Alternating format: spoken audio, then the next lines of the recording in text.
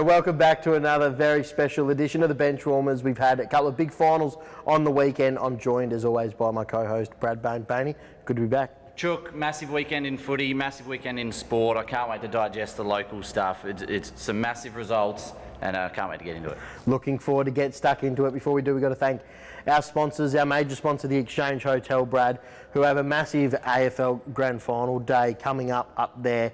$79 a ticket, drinks, food included, and the big screen on the upper deck at the Exchange as well. Make sure you get your tickets for that. We'll put something up on our socials a little later, as well as Rams Home Loans, Northern Adelaide, who look after us each and every weekend. All of our sponsors who help us go to air. And we've got the Grand Final luncheon next week, Brad. It's coming up very quickly next Friday with Cane Corn. So some tickets still available for that as well. So there's a lot going on. That's right, Chook. It's a big time of year. It's silly season. It is silly season indeed. We're going to have a quick break. Again, thank those sponsors and come back with the second last edition of the Feel Good Fill Up for this year.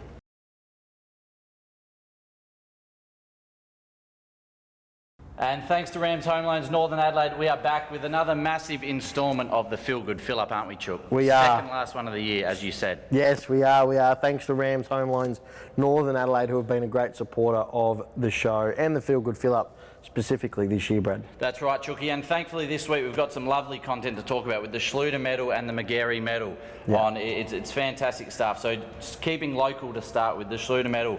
Some lovely looking lads in the top three and some lovely footballers in that as well. Ozzy Poulton and Brendan Dew equal second on 16 votes. And the winner of the Schluter medal, and an honourable mention this week, is Steve Burton, back-to-back Schluter medals, if you don't mind. Fantastic effort by those boys. And three boys that Cotton Media really have gotten behind for a long period of time. So you love to see it, Brad, and good to see Slug go and win his second back-to-back. And our boy Ozzy Poulton, we've talked about a lot this year. Yes, an up-and-coming star. Who knows? The sky's the limit for that young fella. We know how good Dewey is. And Steve Burton, we gave him a bit of a razz-up early in the year. We know he sort of battled a little bit with some niggly spots last year, and he's got through all them, and he is just setting the world on fire. The rinse through the feathers, the bright boots, everything. He's a star. He does. He is a star, and good to see him playing good footy. But that'll be put to the side now, and he's got a couple of big games to go, hopefully. That's right, Chookie. We'll get into that soon. And Chookie, also this week was the McGarry medal, and the winner of the Feel Good Fill Up, this is probably bigger than the McGarry medal than that this week, goes to Harry Grant. He took it home last night, Chookie. He stormed home with 5 best on grounds, if you don't mind, to win by a couple votes. How good's that? Yeah, well, he played some good footy early in the year, but it almost felt like maybe the umpires weren't able to acknowledge who he was early in the year. You saw he won the Sandful Player of the Year, Sandful Now Player of the Year, voted by the coaches. So the coaches rated him highly, and then started to get some word, and then these umpires have gone bang in the back half of the year. Yeah, and he carried himself well in the speech as well, Chook. You do worry if you miss it early. There was all this talk of him early. If you're missing those first few rounds, he might have just stuck into a few super dries. But he composed himself really well up on stage. He did. He did a great job. There was a lot of he had a good laugh as well in his McGarry speech, and you could tell he hasn't done too much media training, Brad. That's right. Not like yourself, but he was fantastic and great to see. He's a great story as well, Brad. So I think you're going to delve into that a bit 22 years old, Chookie, originally over from GWS Academy, so he started his footy there, trying to work his way through the ranks, and came over for a little bit more opportunity, tried to put his name forward for AFL scouts and all the rest of it. The humble man himself, he played that down on stage, said he's still aspiring to do that, but at the minute he's more than happy to keep contributing to Centrals, and he loves it there, Chook. He's the first to arrive, the last to leave type operator, Chookie, and that's what's so good about it. I love when blokes like that get awards. You do, you love to see it. He's a great lad, Harry, as well, and a fun fact, Brad, that you don't have in your notes, he's also a Cotton Media AFL Max player. Yes. He's played a game with us. Yeah, he has. It's a star-studded lineup, that one, so he was lucky to get a game that week. But we had a few injuries that that got him, slipped him in. No, he's a star. AFL Max all over him. He's a nuggety, good, uses it well, runs around the field well. But Chooky, he's a fantastic bloke as well. And if you do have a spare room up for rent, he is after a room. That was in. He put that out to everyone. And yeah, fantastic lad. The type of bloke you'd love your daughter to marry as well. We got a few of them on the show. But so male, female, whoever. If you're looking for a housemate, he's your man, I think. Yeah, well, I'm surprised you haven't put the hand up yet. You get a 5-bedroom pad, so you might be able to slip him into that. Yeah, maybe get him a room out the back in Hyperform. Get him in one of the offices. But Chooky, he's a fantastic fella. So are the fellas down at Rams Home Lanes, Northern Adelaide, aren't they? Thanks to them. We'll be back next week for our last instalment for the year.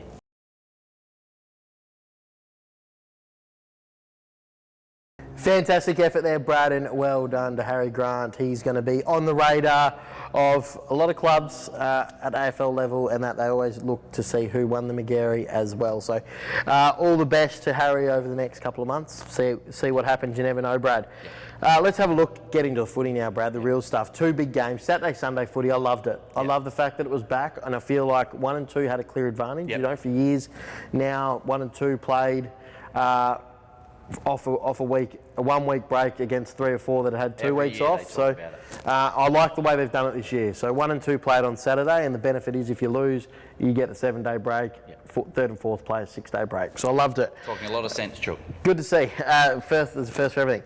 But let's get to the qualifying final, and what a belter this was, Brad. South Gawler 7-7-49 defeated by Newry 7-8-50, Brad. Chuck.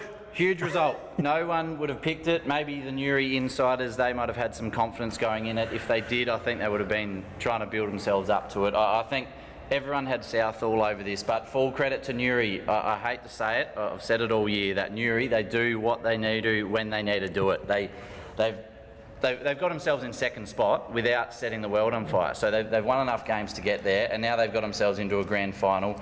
Well drilled by Alfie Jenner. He is a star. I heard there were a few creative moves from him again.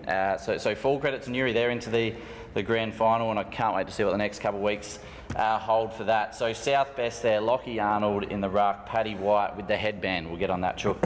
Matt Norman third best, and their goals, Arnold 2, White 2.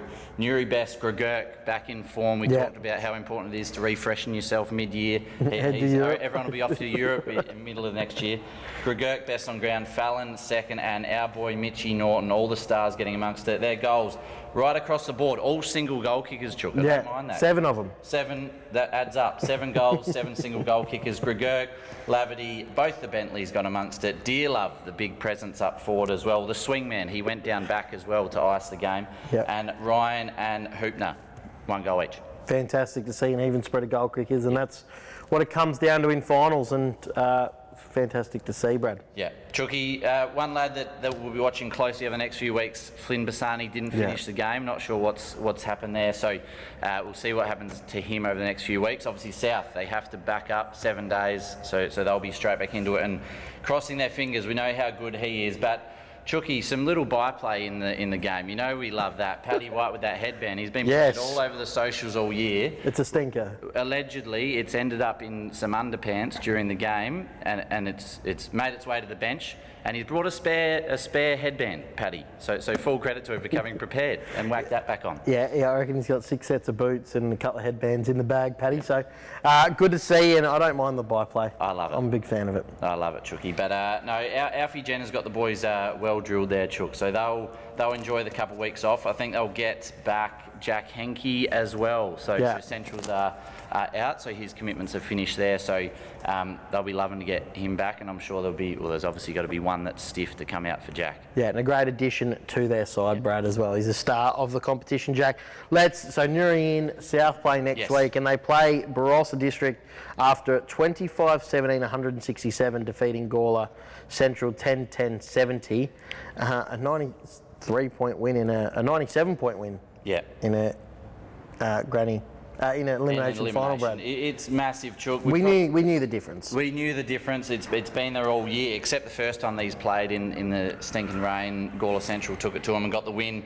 So they may have taken some hope into the game, but I think everyone sort of knew that this is the way it might have gone, Chooky. But yeah, well done to Barossa. I assume they've taken a lot of confidence out of that. Hopefully everyone got a few licks of the ice cream and they'll be taking some confidence into next week. Their best there, Dewey, the second in the Schluter medal count. We know how good he is. Mazzone, another one, Chooky, freshened up mid-year. He's flying. Griffiths, third best. Their goals, Shillabeer 6, Griffiths 6, Ryswick 6. That still leaves Ryswick and Shillabeer even. How good's that? Jude 2, Mazzone 2, and Arthur. He was off a half forward. He had 2 goals and he was a star on the weekend. Chook. Central's best, Charlie Molyneux changed the record. Yeah. Viddle and Brad Mitchell, goals there, Mercer 3 and Pilkington 2. What do you make of it? It's a great, it was a great spectacle down at Gawler Central. I'm not sure the spectacle of the game was that good, but a lot of people there for a Sunday, which you love to see, and a pearl of a day Sunday as well, Brad. What absolute cracker. For Gawler Centrals, they battled away hard, and it was probably 2 of the club's most influential players in their history that I guess the good news stories come from. Charlie Molyneux was still unbelievable on the footy for the Tigers, and Brad Mercer kicked his 500th goal for the footy club as well. So fair achievement, Brad. And Brad was still cracking the same shit gags that he has done since he walked into the footy club 10 years ago. So I'll get you to tell me those off air. Yeah, they're horrendous. They're not even funny. Sean Brading as well getting amongst the photos there, the paparazzi. He's posted along the lines of Molyneux and Brad Mercer. He was pretty happy to play with them. Well, Sean Brading is known as Mr. September, and he's won games off his own boot in finals before, and I've rolled up to him playing at full-back. So, he's had a role change as he's got older, Sean. And, obviously that was about it for Gawler Centrals. It was all Barossa. The way they moved the ball, Brad, and their skill level was fantastic. And this kid, Ryswick and Shillabeer kicked 6 each, but Brady Griffiths, he's a star. 20 years old. He clung to everything that come his way.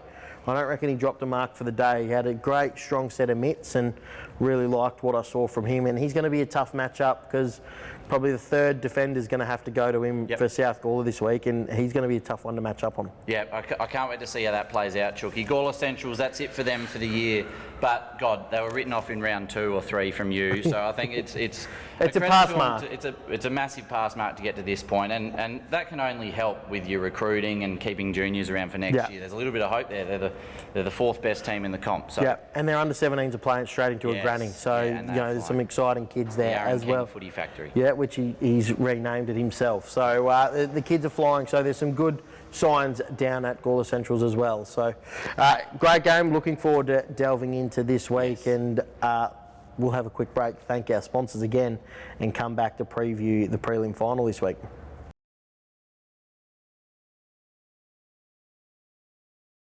As we said, Brad, a big one this week. South Gawler taking on Barossa.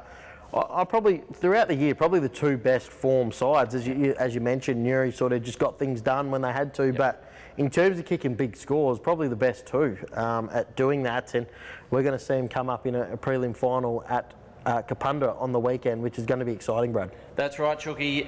2 lovely looking sides. This will be a great game of footy to watch if you can get down there and get hold of this one. Barossa, they've just come on in leaps and bounds the last 2 years. We've been all over them the last 2. Whereas South, they've been established the last 3 or 4 years as a real powerhouse and just slipped up on the weekend. So this has got everything, this game. I think it'll be a close one. There'll be a heap in it.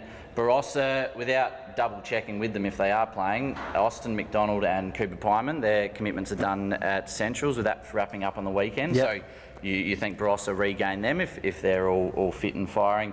And South, as we touched on, will be crossing the fingers on Flynn Bassani as well if he's available. So it's got a bit of everything in this, Chook. Yeah, and Dean Cutting and Anthony Simpson hopefully back into that side as well. So some big ins for the Lions if that is to happen as well. And good to see those boys be able to come back from the Dogs after your Dogs got touched up by a very nice Eagles side on the weekend. Yeah, Chooky, we'll touch on that later. I imagine I don't think so. This is the end of the show. It's a real shame, but no, well done on the win on the weekend. You're flying, Chooky. But no, Chook, this will be a fantastic game. I think Barossa will really match it to South, and I think South will just get it done. I can't go against them. I'm a numbers man. They've they've won both games during the year. They're a powerhouse. I think they'll lick their wounds from the weekend south, and they'll be coming out strong. Yeah, I agree. I don't think it's a bad game to lose on the weekend. If they lose again this week, it probably is a bad game to lose. Shocking. But I think they'll reset, and this time of year, both sides are going to have sore boys coming into the game. So if Flynn doesn't play, that's a massive out, and feel like that could change the result of the game. But I'm going to stick with the Lions at this stage because we've been on them all year, Brad. We have, Chooky. And the Schluter medalist, Steve Burton, hopefully he didn't party too hard in celebration. Will he get a bit of extra attention with the medal around his neck again? I think so. I think you're silly not to. So you've got to stop the best players in the game somehow. So I think someone will be taking close attention to him as well. So looking forward to all that. Make sure you get down to Kapunda on the weekend and watch all the prelim finals in the Barossa.